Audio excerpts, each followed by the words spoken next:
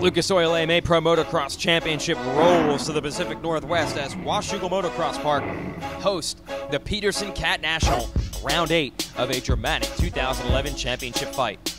Who would win? How would it shake up the points? We get all the coverage right here on the Racer X Motocross Show next on AllySports.com.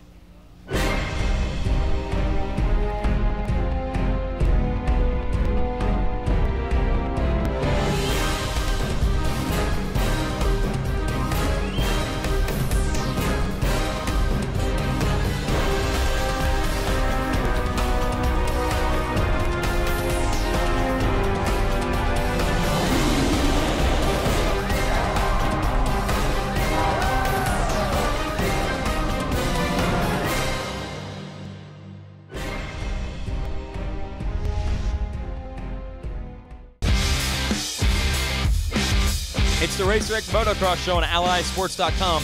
We head into Washougal with Ryan Dungey taking a win at his home track last weekend, and Ryan Villopoto looking to take one at his home track this weekend. And no surprise, it's the two Ryans duking it out off the start. The 1 and the 2 are side by side. Villopoto's going to edge Dungey out in the early lead with Justin Brayton and Trey Kennard right there. Not pictured though, Chad Reed, who got blocked in turn 2 and lost a bunch of ground early. Then Villopoto put a bunch of ground between himself and Dungey by checking out.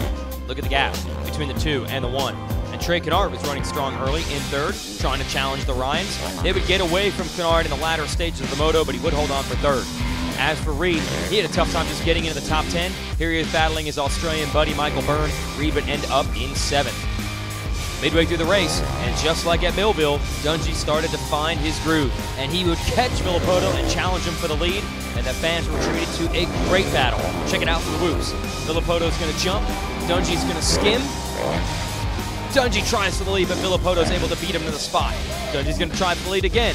Villopoto beats him to the spot again, and then Dungey washes out in a berm on the outside and goes down. Villopoto holds on to take the moto win over Dungey and Kennard. Moto number 2, it's Dungey and Villopoto battling for the start. Again, it was a carbon copy at the start of Moto 1, but then Kennard would go down with a vicious crash. Fears are he might have rebroken the leg that he broke at the beginning of this series. And then we had a red flag and a restart, and this time Dungey would actually edge out Villopoto early. For the first lap and a half, Villopoto did everything in his power to get around Dungey, but after that, Dungey was able to edge away slowly but surely. And this time, the home track specialist was not going to get the win, as Dungey was looking for a repeat of what he did at Millville. Brett Metcalf rode strong, 4th in Moto 1. He would pass Reed for 3rd early in Moto 2, and Reed would not be able to get him back. That's going to make 2 Suzukis on the podium. Metcalf 3rd. Villopoto was 2nd in the other Suzuki, and Ryan Dungey has won 2 in a row. As for Reed, 7-4 on the day. Dungey and Villopoto closing in on points rapidly. Villopoto is going to take the red plate by 1 over Dungey, with Reed bumped back to 3rd. Here's the results at Washougal.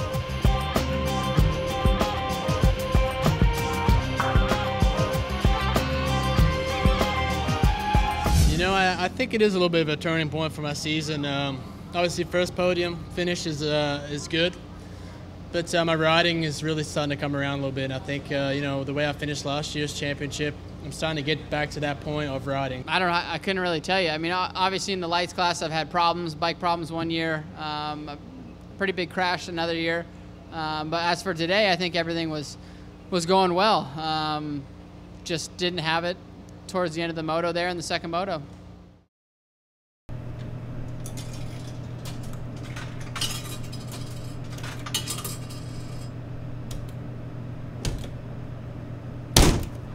Savage. Freaking thing, man. I can't get some soda.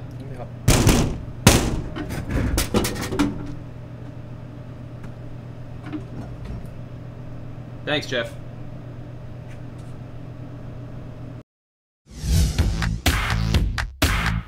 All right, the 250 class back in action. Marvin Muscown on the 125. We're all waiting to see if someone can break up this Monster Energy Pro Circuit Kawasaki juggernaut at the top of the series. And we basically just cut that audio from previous post shows because we say that every week. Well, apparently it's not going to happen, because guess who's out front early in Moto number 1? It's Blake Baggett in the 57. He's going to get to the inside here on Justin Barcia, steal the lead in turn 2. And if you give Baggett a good start, you might as well just give him a moto win, because he's been tough to stop, even coming from the back. Ryan Sipes would actually challenge Baggett early and take the lead momentarily, but Baggett would get him back. Tyler Rattray was in the hunt as well. Here's Baggett getting the #1 spot back from Sipes. Then Sipes would come under fire from Tyler Rattray. Yes, another Kawasaki rider. Rattray would get to second, but he would not be able to track down Baggett.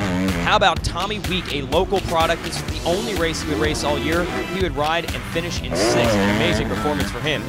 No stopping Baggett and Rattray. Kyle Cunningham would take 3rd. Sipes would fade back through the pack. Dean Wilson, after a bad start and a fall, would end up in 5th. He wasn't happy. So your series points leader is going to grab the whole shot and take those frustrations out on the field in moto number 2. Tough start for Will Hahn. He would have to come through traffic after that crash. Rattray was up to 2nd early to challenge Wilson as Gareth Swanepoel ran 3rd, and Baggett had a bad start of his own in this one. He would have to come through. This is no surprise that Wilson and Rattray match each other on speed. They did it all day long last weekend at Millville. Here's Baggett finally getting up to 4th, challenging Swanepoel, and this would be big. If Baggett takes over 3rd, that's going to give him a 3-1 and the overall win. He makes the pass, and with that, he's going to take the overall win, unless Tyler Rattray can get around Wilson for the win. And here we go, right down to the checkered flag. Rattray closed in, couldn't find running room. Dean Wilson is going to take the checkered flag, the moto win. That pushes Rattray back to 2nd overall. Baggett takes the win, Wilson in 3rd. So another sweep at the podium. That's 5 sweeps in 8 races for Kawasaki. Dean Wilson is still your points leader, but the gap is closer than ever. Great racing in the 250 class.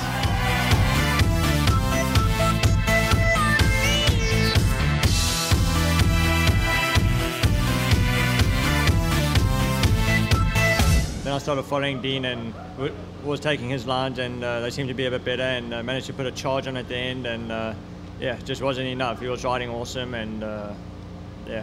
Almost seems like to get an overall these days you have to go 1-1, except Blake went 1-3, but I've had like 3 of those and haven't won an overall, so I don't know. I mean, if consistency is what it takes to take a championship, then obviously I'm going to take it, but I'd love to win some overalls. Second moto was probably a typical Blake Baggett moment. Not a very good start, and then made my life a little bit hard. Had to pass a few people, and then had a crash. It was just a tip over, but I had to pick it up, spin the bike around, passed a few people back, and then I took out some fencing up on the top of the hill that I guess it was in my way, but really it wasn't. I was just off the track, and I had no clue I won. I thought I got like 4th or 5th. You know, I seen 4th on the pit board, but I thought Sean meant that I needed to get to 4th, you know, to be on the podium. I had no clue what place I was in. So, yeah, when he was holding up the #1, I was looking at him like, what are you talking? Did you hit your head? And he's like, you won? No way. All right, we are fortunate here, joined by now 2 in a row winner in this series, and last year's champ, Ryan Dungey. Are you feeling it now, or is it just happen to be 2 in a row because of good circumstances, or do you feel you're riding that much better? Well, I definitely think, you know, going into these last couple races to get this win before the big break was important. You know, I think we had a race there that definitely took a lot of points away from us in Texas, but you know, I think from that point forward, just keep moving on, and I think there's a lot of work to be done, a lot of racing, a lot of points up for grabs, but we got this little break. I think we can take some time, enjoy it a little bit, but get back to work, get ready for Unadilla. Now, everyone in the media, myself included, we overanalyze this stuff, we overthink this stuff, and all year everybody's like, Dungey's close, but he's not getting the wins. When's he gonna get more aggressive? When's he gonna go for it? And here we go. You just keep doing your thing, and the wins are coming. So well, are we just wrong? No, I mean, don't get me wrong. I go out there to give it nothing less than my best. Yeah. I mean, to go to every one of these races, even back in Supercross, to win races is the goal, you know, and that gives us the maximum points. But, you know, I think as the outdoor was coming along, you know, the beginning started good and just trying to keep the momentum rolling, and got a win there at Colorado, which was really a big help, step in the right direction, and then Millville now here in Washougal. But hey, you know, we go out to win there, and it's tough circumstances. You know, it's tough racing. It's mentally challenging and physically, for that matter, and the pace is high, so just got to keep plugging away. Well, I guess I'll put it this way then. When you want to win and you're getting 2nd and 3rd and you're coming so close but you're not getting it, how tempting is it to try to change things massively, even though it might actually be worse? Like, you apparently are just sticking with the program all along.